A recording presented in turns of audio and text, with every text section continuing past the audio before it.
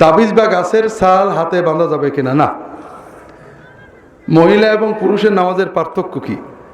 নামাজের পার্থক্য, মহিলারা নামাজ পড়বে না, পুরুষরা নামাজ পড়বে। 4 মাযহাব মানা কি ফরজ? যদি তাই হয় তাহলে আমরা এক মাযহাব মানি কেন? 4 মাযহাব মানাও ফরজ না, এক মাযহাব মানাও? সব ফরজ। আচ্ছা, লুঙ্গি পরা কি ফরজ? তাহলে যারা পায়জামা পরে সবাই দোজখে যাবে। ফরজ কি?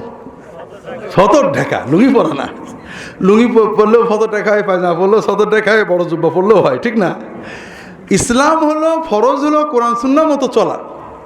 যেহেতু আমরা আম মানুষ কোরআন সুন্নাহ জানি না, বুঝি না, কেউ বুঝি না। যারা বলে সহিহ হাদিস তারাও দেখাতে 5টা জানে আর 100টাই জানে না।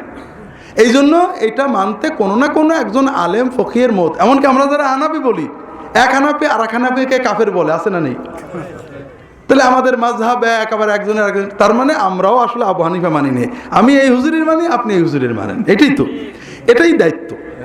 সাধারণ মুসলমানদের দায়িত্ব হলো সমাজের মুরব্বী বুজুর্গ ভালো আলেমদের মানবে, তাদের কাছ থেকে মসলা নেবে, পাশাপাশি নিজেও যাচাই বাছাই করবে।